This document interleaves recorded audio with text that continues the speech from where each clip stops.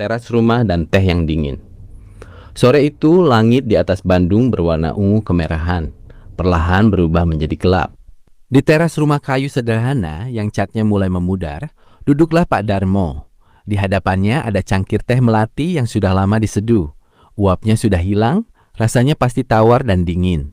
Tapi ia tak beranjak, matanya terus menatap jalan setapak yang berujung ke gerbang, seolah takut melewatkan sosok yang dinanti. Pak Darmo sudah berusia 72 tahun. Tangan dan kakinya kini sering gemetar. Bekas luka di jari-jarinya dari masa menjadi tukang kayu masih terlihat jelas. Sejak istrinya pergi meninggalkan mereka 25 tahun silam, seluruh hidupnya hanya tertuju pada satu orang, Rian, anak semata wayangnya. Ia bekerja siang malam, memotong kayu, meraut, merakit meja dan kursi, bahkan sampai punggungnya membungkuk. Tak ada satupun keinginan Rian yang tidak ia usahakan. Saat Rian minta sepatu baru agar sama dengan teman sekolahnya, Pak Darmo berjalan kaki jauh untuk mengantar pesanan meja demi uangnya. Saat Rian diterima kuliah di Jakarta, ia menjual sebagian tanah warisan demi biaya hidup anaknya. Setiap hari doa yang sama selalu ia ucapkan. Semoga anakku sukses, sehat, dan bahagia. Namun sejak Rian lulus dan bekerja di perusahaan besar, kabar itu makin jarang datang. Dulu masih ada surat, lalu berubah menjadi pesan singkat yang amat pendek, hingga akhirnya telepon pun jarang berbunyi. Jikapun berbunyi, seringkali hanya kabar dari tetangga atau teman lama. "Rian, apakah ayah sudah tidak ada di hatimu?" bisiknya lirih, sambil mengusap dada yang mulai terasa berdenyut sakit. Bagian 2. Janji yang tertinggal. Pikiran Pak Darmo melayang jauh ke masa lalu, saat Rian masih kecil dan selalu menempel padanya seperti perangko. Ia ingat sore itu saat Rian kelas 4 SD pulang dengan wajah bengkak karena diejek temannya tak punya mainan. Pak Darmo malam itu juga bekerja sampai larut, merakit mobil-mobilan dari kayu yang indah dan halus. Pagi harinya, wajah Rian berseri-seri seolah memegang harta paling berharga di dunia. "Terima kasih ayah, ayah hebat sekali," serunya sambil memeluk erat pinggang ayahnya. Dan ia tak pernah lupa pada hari perpisahan di terminal bus saat Rian hendak berangkat kuliah. Rian memeluknya erat, matanya berkaca-kaca. "Ya, tunggu ya. Nanti kalau aku sudah jadi orang sukses, aku akan jemput ayah. Kita tinggal di rumah besar, ada halaman luas, dan ayah tidak perlu kerja keras lagi. Aku akan bahagiakan ayah seumur hidupku. Janji ya." Kata-kata itu masih terngiang jelas di telinganya, seolah baru kemarin diucapkan. Kata-kata itulah yang menjadi kekuatan Pak Darmo melewati hari-hari sepi. Ia tak pernah menuntut, tak pernah mengeluh. Ia hanya sabar menunggu, percaya bahwa anaknya pasti pulang. Bulan berganti tahun. Kabar Rian makin jarang. Kata yang sering muncul hanyalah, "Sibuk ya, nanti ya." Saat lebaran pun kadang Rian tak pulang. Hanya kiriman bingkisan barang yang datang, tanpa surat, tanpa pesan panjang. Pak Darmo menatap barang-barang itu dengan senyum pahit. Barang mewah tak bisa menggantikan senyuman anaknya. Bagian 3. Sakit yang menunggu tak berujung. Akhir Juli, cuaca Bandung mendung terus. Pak Darmo mulai sering batuk, kadang sesak napas hingga harus duduk lama di kursi teras. Namun ia tetap tak mau berobat ke dokter jika tidak ada yang menemani, dan ia tak mau merepotkan tetangga. Suatu pagi, saat hendak mengambil air di sumur, tiba-tiba kakinya lemas. Tubuh tua itu terjatuh perlahan. Kepalanya terbentur sedikit. Tetangga yang kebetulan lewat segera membantunya berdiri. "Pak Darmo, Bapak kenapa? Ayo kita bawa ke puskesmas," seru Pak RT yang datang. Di sana dokter memeriksa dan menggeleng pelan. "Bapak harus segera dirujuk ke rumah sakit kota. Kondisi jantungnya sudah lemah, tekanan darahnya tinggi dan butuh perawatan serius. Bapak punya keluarga, anak?" Pak Darmo hanya mengangguk lemah. "Ada, anak saya Rian di Jakarta."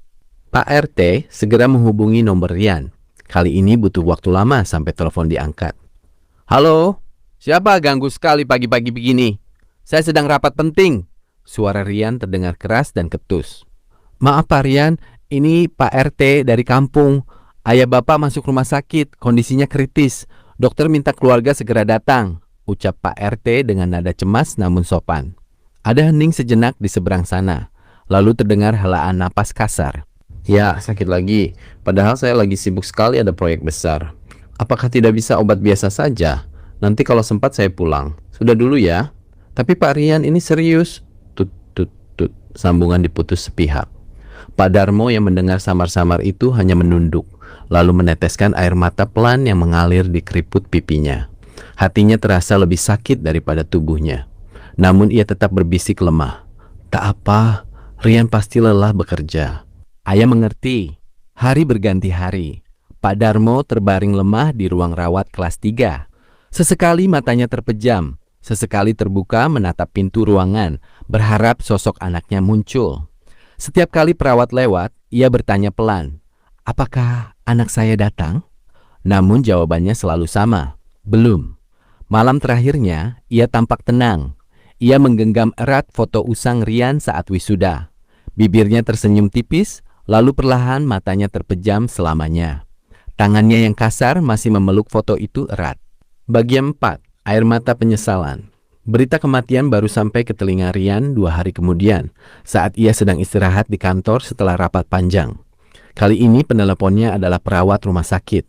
Seketika dunia Rian serasa berhenti berputar. Kertas di tangannya jatuh ke lantai. Kata-kata itu berputar di kepalanya. Ayah sudah tiada. Ayah sudah tiada.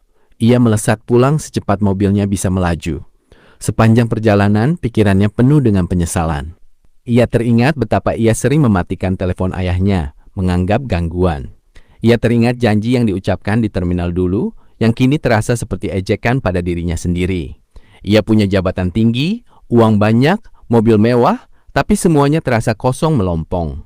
Tak ada lagi yang menyebut namanya dengan penuh kasih sayang, tak ada lagi rumah tempat ia pulang. Sesampainya di kampung halaman, udara terasa berat. Di halaman rumah lamanya, kerumunan orang berdiri hening. Saat ia masuk ke ruang tamu, jenazah ayahnya sudah terbaring rapi, dibungkus kain putih, wajahnya damai. Rian jatuh berlutut di lantai. Tubuhnya terguncang hebat oleh tangisan yang tertahan sekian lama. "Ayah, maafkan aku. Maafkan Rian yang durhaka." Isaknya pecah. "Rian datang ya. Rian sudah pulang. Bangunlah ya. Rian mau minta maaf." Ia meraih tangan ayahnya yang sudah dingin, menggenggamnya erat seolah tak mau melepaskan. Tapi tangan itu diam saja. Tak ada balasan genggaman hangat seperti dulu. Setelah pemakaman, Rian masuk ke kamar ayahnya yang sederhana. Di atas meja kayu buatan ayahnya sendiri, terlihat sebuah buku catatan tua bersampul kulit. Itu buku harian ayahnya. Dengan tangan gemetar, Rian membukanya. Halaman demi halaman penuh tulisan tangan ayahnya yang rapi, namun makin lama makin gemetar. 10 Maret, Rian bilang dia naik jabatan. "Ayah bangga sekali nak, semoga kamu sehat di sana." 2 Mei, hujan deras. "Ayah beli buah salak kesukaanmu, siapa tahu kamu pulang tiba-tiba. Tapi hari ini kamu tak datang. Tak apa, buahnya ayah simpan." 15 Juni, ulang tahunmu ke-35. "Ayah berdoa panjang untukmu. Semoga bahagia selalu meski ayah tak ada di sisimu." 30 Juni, badan ayah makin lemah, tapi ayah tetap sabar menunggumu. "Kalau kamu sibuk, tak apa. Ayah tak akan marah. Cuman, ayah rindu mendengar suaramu sekali saja." Halaman terakhir, tulisan sangat goyah dan samar, seolah ditulis dengan sisa tenaga terakhir. "Anakku sayang, jika kamu lupa pada ayah, tidak apa-apa. Kasih sayang ayah tak pernah berkurang sedikit pun. Hiduplah dengan bahagia nak, itu sudah cukup bagi ayah." Buku itu terlepas dari tangan Rian. Ia menjatuhkan wajahnya ke tepi meja, menangis sejadi-jadinya hingga tak ada lagi air mata yang tersisa. Penyesalan itu begitu dalam, menusuk ke tulang sumsum. Ia sadar ia telah menukar kasih sayang yang tak ternilai harganya dengan kesibukan yang semu. Dan kini pintu maaf sudah tertutup rapat. Akhir cerita. Sejak hari itu, setiap akhir pekan, Rian selalu pulang ke kampung halaman. Ia merawat rumah ayahnya, menyiram tanaman kesukaan ayahnya, dan duduk lama di makamnya. Ia membawa kesukaan ayahnya, bercerita tentang harinya, seolah ayahnya masih ada di sana. Ia sadar, tak ada yang bisa mengembalikan waktu yang hilang. Namun ia berjanji dalam hati akan selalu mendoakan ayahnya, dan mengingat pesan ayahnya, kasih sayang tulus tak pernah menuntut balasan. Tapi kehadiran dan ingatan adalah harta paling berharga bagi orang tua. Pesan moral, waktu tak bisa diputar kembali. Jangan biarkan kesuksesan dan kesibukan membuatmu melupakan orang yang mengorbankan nyawa demi kebahagiaanmu. Peluklah mereka selagi masih ada, ucapkan terima kasih selagi mereka mendengar, karena penyesalan selalu datang terlambat dan tak pernah bisa menebus apa yang telah hilang.